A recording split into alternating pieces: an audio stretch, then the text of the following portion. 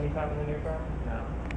No, in fact, you hear a lot of bands now that sort of have kind of a minimalist sound, but it's all Pro Tools. Right.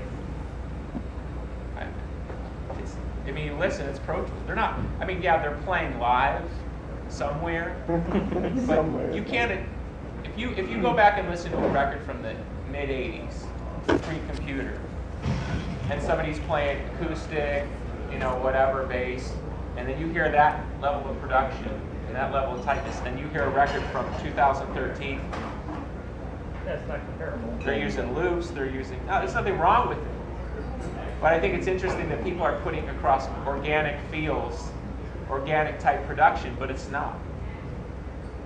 It's not. I mean, they're trying to they approximate like the blues mic sound with the distortion, but it's all in the box. There's nothing wrong with it, but I just think that idiomatically, we're sort of just in this like dog chasing its tail type thing.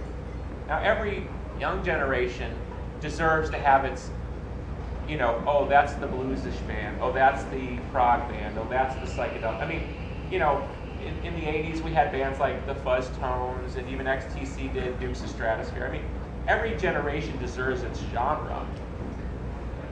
What's weird to me is that the sort of the media intelligentsia no longer distinguishes revisionist and proto, meaning forward. Right. So we're into this weird thing now, where it's shocking to me that there's not progression in rock and roll anymore.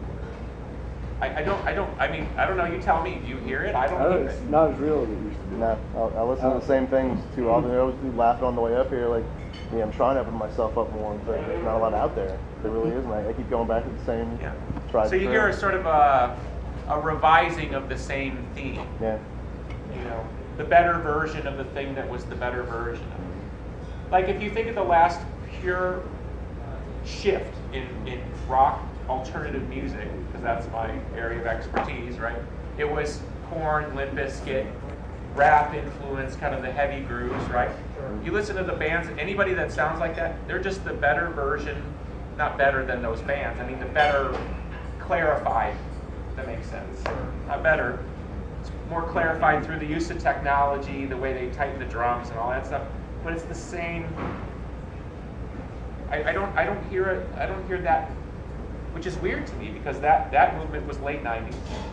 So here we are 14 years later, and I couldn't point to one single guitar-driven movement that you could go, okay, that was a leap forward. Like My Bloody Valentine was a leap forward. Yeah.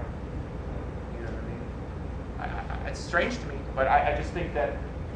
So from our perspective, we now look at it as like, if you're not really going to be rewarded for progression anymore, don't even bother. It's very true. Don't even bother.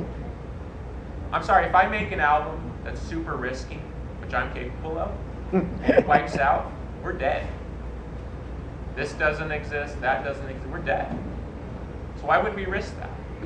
So we look at it as more like heliocentric, like in essence expanding on the thing that we do, which is pretty wide. I mean, it incorporates electronics and you already have. You've already been a pioneer. I mean, somebody in my life. You did blaze your own path. Somebody in my life said something interesting to me lately, which actually kind of relaxed my mind about the whole thing, which was like, you've already done the culling, the scorched earth stuff. Yeah. So don't feel like you have to. And I would say, if I was going to be progressive, I wouldn't do it in rock.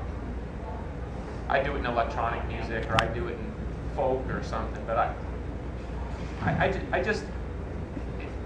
mean, look, everybody's got their own cross to bear, and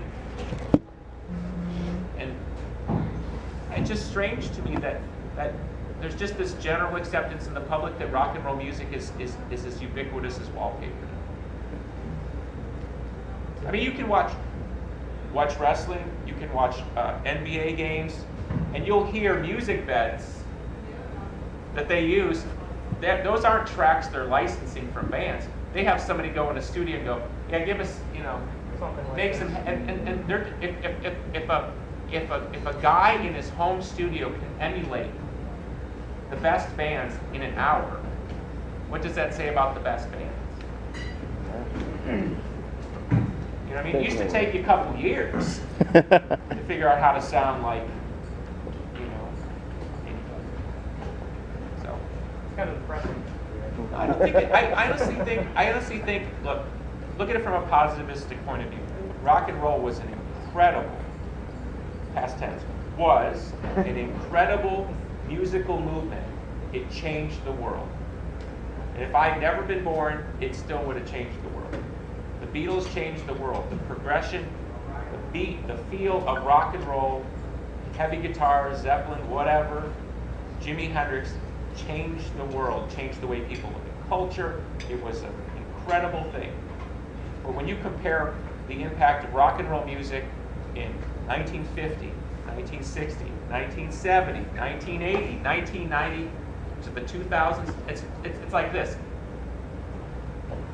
It's done.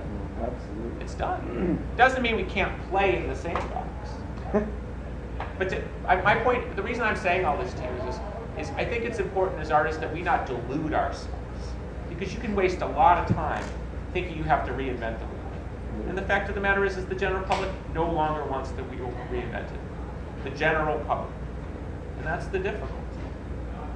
Now, if I believe there was a culture out there that would support progression, then I'd rip out whatever's left of my hair to find it, which I did. I spent a lot of years of my life trying to reinvent the wheel. And you can see where I succeeded and where I failed. But what's the upside? If somebody could point it out to me, I'd be more than happy to try one more time. My point is, I think it's important to not be deluded into thinking that there's some magical thing on the other side of the hill, because it's just not there anymore. And I walked around for a lot of years thinking that was my job. And I don't believe that's my job anymore. So for me, Smashing Pumpkins is about sort of celebrating what's already in the Magic Kingdom and expanding on that and being singular, which we are. Keeping it there. Yeah. And I don't think that's such a bad thing. But it was important for me to psychologically get off that point. Does that play well with you as an artist, though? No. Right? You got that artistic Not at all. drive, right? Not at all. Not at all. That's why, for me, for many years, it was do it with those parameters, or quit. Quit. You don't get to quit so easy. Yeah. Well, I know I quit. I mean, I've quit and I've done quit. Minute. So I think that's, for me, it's like why I can embrace it, because I think I know what it is, I know where it's good, I know where it sucks, and you just go with what it is. I think what's beautiful about where we're at today is that even when I look around, there's so few bands that could even hang with us emotionally, dynamically, width-wise. So, okay, that's our little store on the corner. That's what we do. And I think there's still an audience out there that wants to hear it. And I certainly see a lot of young kids who come that have grown up on all these fake emo bands. And when they see real emotion, a real punk attitude, like mine, which is just bad. You know what I mean? When they see that, they go, okay, that's different. Yeah. Just like when I was a kid and I watched, obviously he was long dead, like somebody like Jim Morrison, I thought, okay, that's really different. That's not fake different, that's different. Nice. And you can identify that if you have a heart, right? So I think that's important. I think those kids that come, they look up and they go, there's something different going on up there. Because I can watch the NBA All-Star game and I see some pop guy and he's got hired LA musicians and they're all jumping up and down like it's 1995. And that passes for entertainment. Boom. I see it. It's not like I'm blind to it. Dave, do you want to ask your question? No. You're famous for always having a lot of B-sides and stuff. With Oceania, are there any? Is that coming out with the next album, and why is that? Believe it or not, we actually went to the record label with a proposal because of the European tour coming up. Because we haven't really toured Oceania Europe. And Europe is very driven, they're still driven by stores. Oh, okay. So we proposed a secondary version of Oceania, which would be, I bought a machine. You know about this? I think I talked about it one time. No.